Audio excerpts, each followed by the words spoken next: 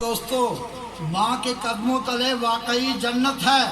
اس کی خدمت جب تک نہ کی جائے، اس کی اطاعت جب تک نہ کی جائے، اس وقت تک جنت انسان کو نہیں مل سکتی۔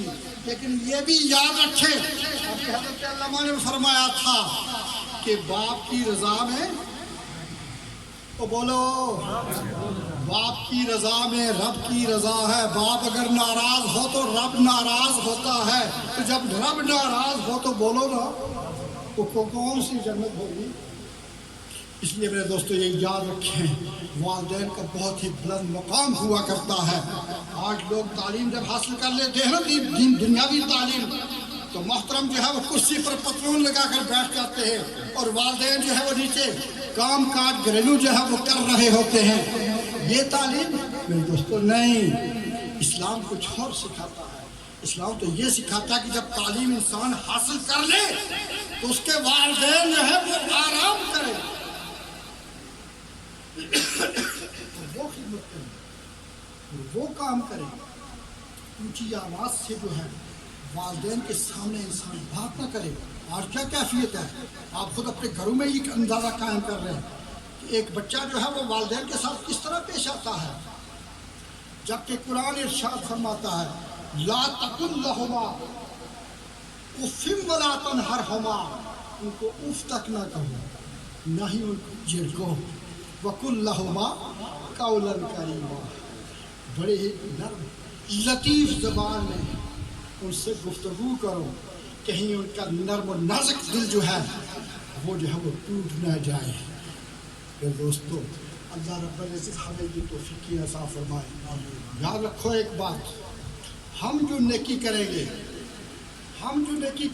اگر ہم یہ چاہتے ہیں کہ ہم اپنے والدین کو کچھ فائدہ جو ہے وہ پہنچا سکیں، تو ہمیں چاہیے کہ ہم نیکی کریں، ہمیں چاہیے کہ ہم نماز ادا کریں، ہمیں چاہیے کہ ہم حقوق اہل حق کا خیال جو ہے ان کے حقوق کا خیال رکھیں، اور ہمارا یہ عمل ان کے لیے ثواب بن جائے، ہمارا یہ عمل ان کے لیے ثواب ہوگا میرے دوستو، اس لیے کہ انہی کی تربیت کا یہ نتیجہ ہوگا، یہ انہی کی تربیت کا نتیجہ ہوگا۔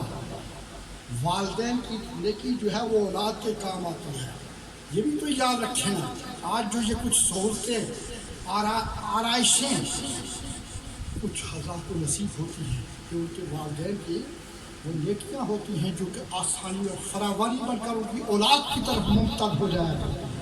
بہرحال ہم اس سوگوار خاندان کے اس غم میں جو ہے نا وہ برابر کے شریک ہیں، اور اس ایصال ثواب کی تقریب میں حاضر جو ہے وہ دے کر ہم اپنے آپ کو ایک طمانیت محسوس کرتے ہیں۔ ہم اپنے ایک عظیم محسن، اپنے ایک عظیم بزرگ الحاج محمد گلزار صاحب کے ایصال ثواب کے لیے ہم نے یہ جو طریقہ کار اختیار کیا ہے، ہماری بھی حاضری یہاں پر ہو رہی ہے۔ باقی دینی معاملات سے ان کی کیا محبت تھی، کتنا رغبت اور کتنا جذبہ جو ہے وہ ان کا تھا، کتنی کشش جو ہے وہ دینی معاملات کے ساتھ ان کی ہوا کرتی تھی۔ ہمیں پتہ ہے دوستو، معذور ہونے کے باوجود آخری عمر میں وہ بیماری کی وجہ سے آپ کی جو معذور تھی آپ، تو میرے دوستو چارپائی جو ہے وہ مسجد میں لگ جاتی تھی جلسہ سننے کے لیے۔ ایک بات ہے نا،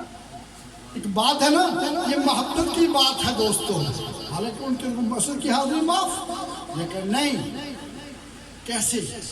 جب شمع جلتی ہو، شمع جل رہی ہو، تو پروانہ جو ہے وہ کیسے اپنے مقام پر ٹھہر سکتا ہے؟ رب العزت اسی طرح کی رغبت اور کشش جو ہے وہ ہمیں بھی میرے دوستو، یہ جو شاعر اللہ ہیں، یہ جو مساجد ہیں، اللہ کی جو نشانیاں ہیں، ان کے ساتھ نسبت اور تعلق مضبوط طریقے سے قائم کرنے کی توفیق عطا فرمائے۔ وآخر دعوانا ان الحمدللہ رب العالمین۔